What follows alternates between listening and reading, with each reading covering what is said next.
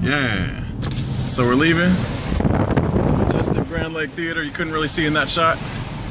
And yeah, that was a great introduction video and everything, and we got little tidbits, but I just thought maybe we need a little bit more detail to actually call it a selfie review, as opposed to just a selfie. Yeah, so anyway, this movie, San Andreas, good action, so-so effects. For the most part, they were good, but like in the beginning, there's this part where this car is flipping like this, like straight on like this, and it just kind of seemed almost like I expected them to cut away from it and be like, oh, this is a simulation to show a car falling down a hill, like not real, you know, because it was just kind of, it looked kind of fake. And plus it was like a little cheesy with the girl who was driving.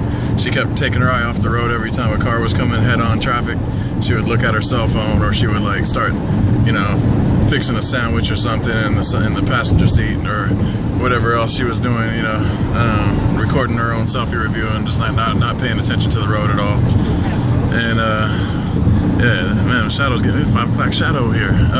Yeah, so yeah, I just want to say that. And also, man, Rock solves all his problems with his muscles, man. I mean, I guess he's big enough to do it, but like, you know, like they're trying to save that girl I'm talking about, the selfie girl who was driving and she crashed her car. Then she's hanging off the side of a cliff, and they're like, oh, okay, we got a helicopter. We'll send a guy down to save her. But hey, don't save just her. We got to try to save her car too. So, which makes no sense. So like they try to put the cable underneath. The dude's like climbing all underneath her car, and then it slides down and crushes his arm. No gore, of course, because this thing's rated PG. So then, Rock goes down. Oh, okay, well, I'll save the day. Somebody take the stick, you know, because of course he's the pilot. So then he goes sliding down the rope, and then he's like, with my Herculean strength, I'll rip the door off the side of the car and pull the girl from it. And then, I don't know, what else did he do? He saved the guy too somehow. And it was just like all with his muscles. There wasn't really any, I mean, the plan was terrible. Their execution was horrible. Everything about it, except for Rock's muscles, that saved the day, you know? Then, yeah. And then it kind of like went on like that too. Like, this is, you know, spoilers here, obviously. But then, the girl who, his daughter, who's quite talented and probably the best thing about this movie, she is drowning, and here he comes along and, you know, basically, she has 2 very big talents.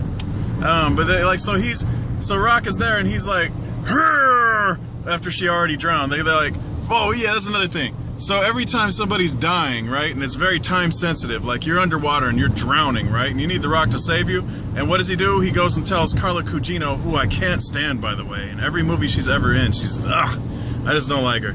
But that's a personal preference. Anyway, his wife, who's about to be his ex-wife in this movie, she's marrying Mr. Fantastic. And, yeah, anyway, that's a long story. I'm on like a 5th tangent of a tangent right here.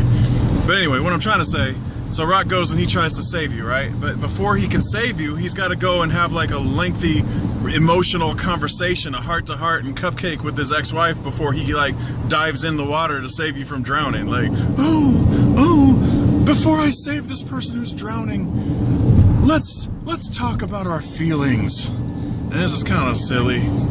You know, turkey stew. What? You don't agree? No. Why'd you say turkey stew? Come on, what happened? You don't believe it? The movie was enjoyable. I liked it very much. Oh yeah, that's good. Not just Rock's muscles. Rock's muscles saved the day and made people enjoy the movie too. I think it was Rock for the ladies, Rock's daughter for the fellas. I think that's what it was. And then. But it was funny how he couldn't save the daughter with his muscles when she was drowning. He did though. Well, finally when he did. After all right, she was like she passed out and I mean, I don't know why, you know, he goes over and he tries to force the door open because like they're on opposite sides of glass, right? Which I'm assuming, okay, he's probably going to get something and break the glass, but he doesn't. Instead, he tries to force all this debris away from the door to try to get her out, and he fails, right? So then he goes back, and they're looking at each other eye to eye as she like goes underwater, and first they have another heart-to-heart talk, which is like, there's no time for this right now. But they go ahead and do that, and then she goes under the water and drowns, and she's like convulsing, and I'm like, wow, she actually freaking died right there. I didn't expect that. Then he goes over, no, I'm not losing you. So he goes over and his muscles flex extra hard, and he pulls the debris off the door, and it's like, man. He should have flexed extra hard before she passed out. Yeah, or something. I mean, or you know, the pansy British guy, you know how he saved her earlier? Remember when he was like, oh, she's crushed in this car. Oh, I know what I'll do. I'll get the jack out of the trunk and use it to jack up the debris to like get her out. Oh crap, the jack doesn't go quite high enough. Let me think. And he's like, oh, he was MacGyver. He went over and he's like, oh, I'll knock the air out of the tires in the car, making her lower so that the jack will be high enough, you know? And then it was like, it was smart. I wish they did more things like that. But then whenever Rock takes over, he either is using his muscles to force things open, or he's just like randomly conjuring up vehicles, and every type of vehicle you can imagine. And he's like, she's like, oh, Carla Cugino being super annoying. She's like, oh, how are we gonna go and get the daughter across all of this debris, and like San Francisco's crumbling? And he just glances over at the water. Oh, we won't go through it. We'll go around it. And then next thing they cut to him driving a speedboat across the bay, and it's like, what? Where'd he get that? He was stranded. They were stranded, and all of a sudden he's got a speedboat. I guess you're supposed to just fill in the blank that he stole one or whatever. But they won't need to see the movie. You're reenacting the whole. Yeah, because it's frustrating. So then, yeah. So, speaking of it being San Francisco, when we're around San Francisco, and this is the Bay Area where we're at right here, that was one of the most redeeming qualities aside from his daughter. The other thing that made it enjoyable to watch was the fact that we see things that we see every day here. It was kind of creepy to see that stuff go, you know, and just like crumble down, although there weren't really any casualties or injuries to speak of aside from the pansy. The special effect. Yeah, you liked them? Yes. But then the only... 3D. Oh yeah, we watched it in 3D. There were a couple of like, hey, this is 3D kind of shots too, huh? Like when they had Paul Giamatti looking at the camera, and the camera was pushing out towards the audience, and it was like, oh wow, that's obviously intentionally put in the movie for 3D.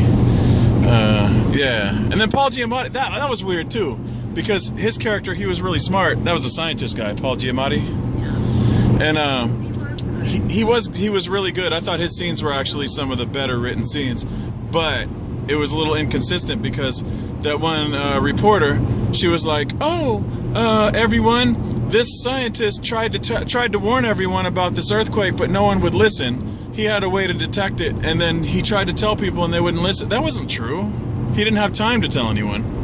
You know, as soon as he found out about it, it was already happening. It was too late. I think they were talking about the technology that he developed with that. Yeah, but he was just testing out the technology. He got it to work right when it happened. It was already too late. He couldn't have warned anyone. There was no one who didn't listen or whatever. That was false. And then like the whole thing about I think she liked him. who, the reporter? Yeah. Oh yeah, because she kept touching his leg and stuff.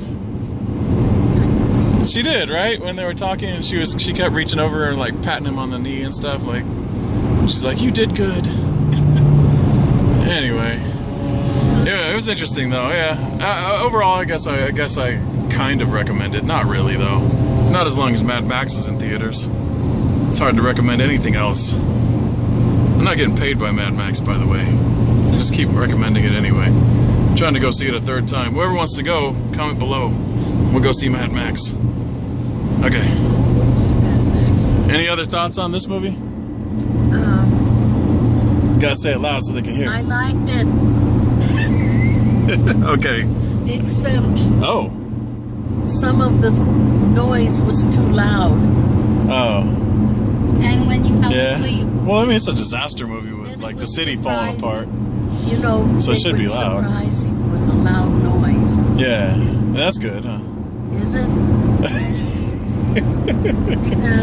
Did it feel to you like it was really like anyone was in danger, aside from the daughter who almost drowned? I mean, like aside and then the pansy guy who got a like plasma screen size piece of glass in his thigh. That's why I don't want to go in those Garages. I knew Garages. it. I knew it. Yeah. Wasn't that a good show of what happens? Yes. Look at that sun. Yeah, earthquakes there when they don't have them anywhere else. Yep. So I guess that's the moral of this selfie review. Don't park in underground garages, especially not with Mr. Fantastic, because he's going to stretch on out of there and not even help you. Don't Yeah. San Andreas fault anymore. Yeah. So if you go into a underground parking garage with Mr. Fantastic and you find yourself trapped there, that's your own San Andreas fault. Oh! There's the pun for this selfie review. Okay. So, all right, that's it. That's enough. Over 10 minutes. This one ain't even worth that. So, yeah, okay. But you give it a thumbs up, huh? Yeah, she liked Yep. it. All right, excellent.